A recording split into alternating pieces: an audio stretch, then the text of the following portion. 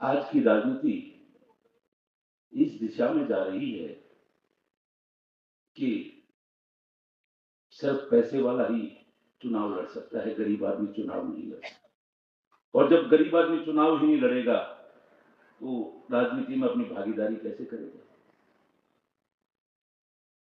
सोचने की बात है। गरीब व्यक्ति की भागीदारी होना बहुत जरूरी है। देश को, संसार को, सबको ये दिखे कि ये गरीब आदमी भी इस लोकतंत्र में जीत सकता है, वरना मैं उसको लोकतंत्र नहीं मानूंगा। आज भारत जो है संसार का सबसे युवा देश है। उस युवा की एनर्जी को ये हम सब की जिम्मेवारी है कि हम उनको सही डायरेक्शन में, ठीक दिशा में इस्तेमाल करें और करवाएं।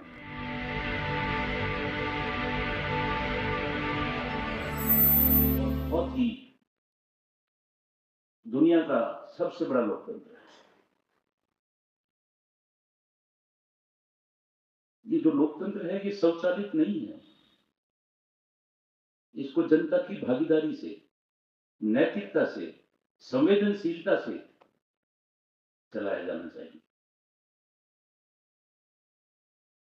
जब नैतिकता होगी, भागीदारी होगी और संवेदनशीलता होगी, तो लोकतंत्र बहुत अच्छे से चलेगा। कुछ सकारात्मक पहलू भी हैं, जैसे लोकतंत्र में आज सोशल मीडिया का बहुत अहम रोल है। कोई भी चीज गलत होती है, वो 2 मिनट में वायरल हो जाती है और करने वाला, करवाने वाला सब बैक फुट पे होते हैं। बहुत बड़ी ताकत है सोशल मीडिया। नंबर 2, यूथ, हमारे युवक। आज भारत जो है संसार का सबसे युवा देश है। उस युवा की एनर्जी को ये हम सब की जिम्मेवारी है कि हम उनको सही डायरेक्शन में, ठीक दिशा में इस्तेमाल करें और करवाएं। हम सब की, एक एक की जिम्मेवारी है। नंबर 3, राजनीति में, सामाजिक परिवेश में महिलाओं की भागीदारी। महिलाओं की जितनी भागीदारी होगी, उतनी ही संवेदनशीलता ज्यादा आएगी, उतना ही प्रेम ज्यादा बढ़ेगा, उतना ही सम्मान ज्यादा बढ़ेगा। कुछ इसके नकारात्मक पहलू भी हैं, जैसे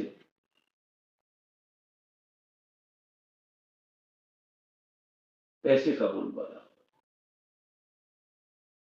आज की राजनीति इस दिशा में जा रही है कि सिर्फ पैसे वाला ही चुनाव लड़ सकता है, गरीब आदमी चुनाव नहीं लड़ सकता। और जब गरीब आदमी चुनाव ही नहीं लड़ेगा, तो राजनीति में अपनी भागीदारी कैसे करेगा? सोचने की बात है। गरीब व्यक्ति की भागीदारी होना बहुत जरूरी है। देश को, संसार को, सबको ये दिखे कि ये गरीब आदमी भी इस लोकतंत्र में जीत सकता है, वरना मैं उसको लोकतंत्र नहीं मानूंगा। वो मशीनी लोकतंत्र होगा, सही मायने में लोकतंत्र नहीं होगा।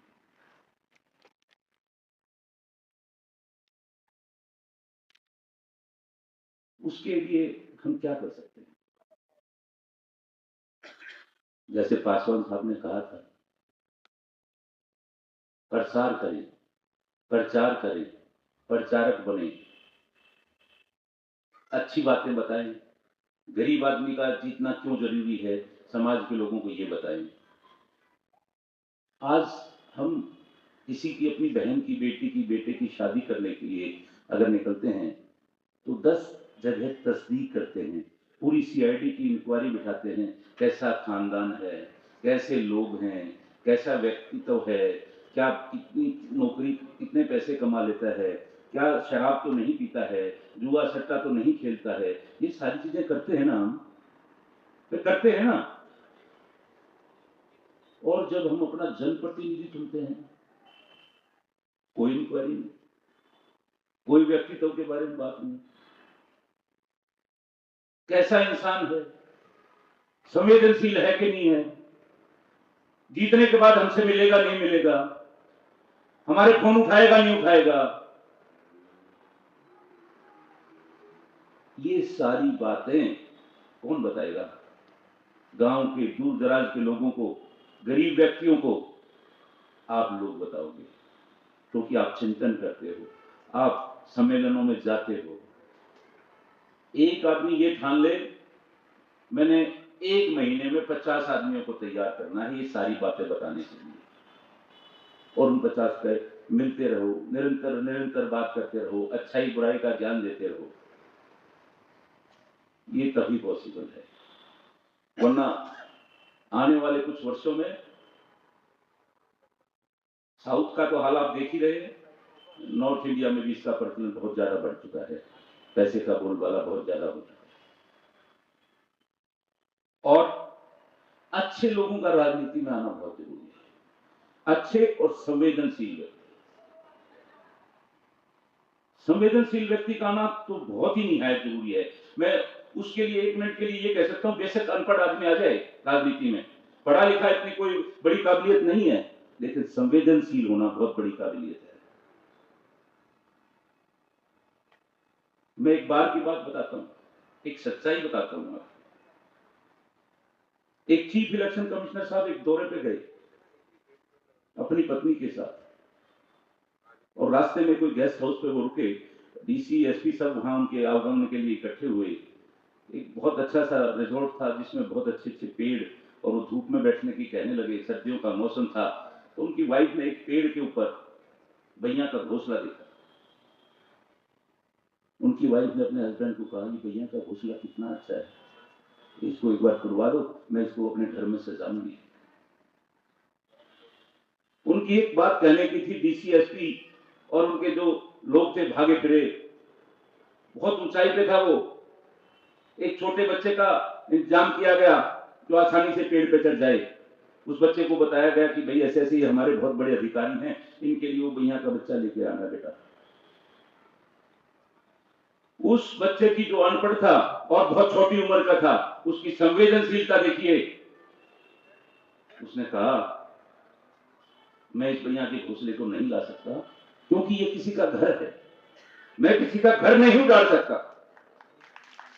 ये संवेदनशीलता चाहिए, हर व्यक्ति में चाहिए।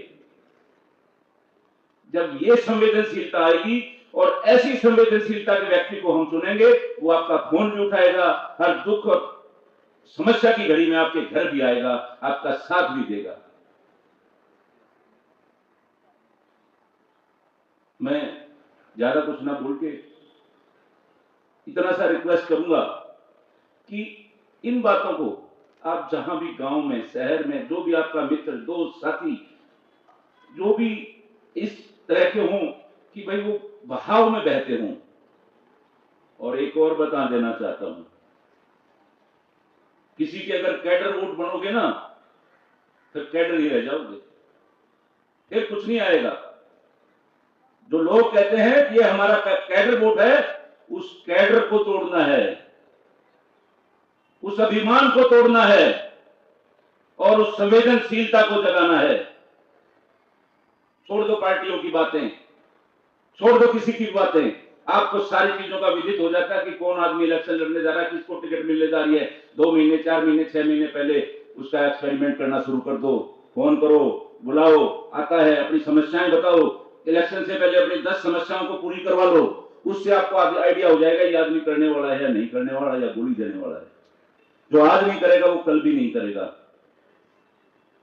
और जो आपके साथ खड़ा हो, आपकी समस्याओं को सुनता हो, आपका साथ देता हो, आपके छोटे से छोटे दुख में शामिल हो, उसको मैं जनप्रतिनिधि मानता हूं। ये बात मैंने क्यों कही है? क्योंकि बेटी बेटे के रिश्ते के लिए तो आप पूरी सीआईडी इंक्वायरी करते हैं। उस जनप्रतिनिधि के लिए जिसने नीतियां बनानी है, आपके बच्चों के भविष्य के लिए नीतियां बनानी है, उनको रोजगार मिलेगा नहीं मिलेगा, उनके साथ कैसा बर्ताव होगा, उनके साथ कैसा व्यवहार होगा, ये सारी नीतियां वो बनाएंगे पार्लियामेंट में बैठ के, विधानसभा में बैठ के।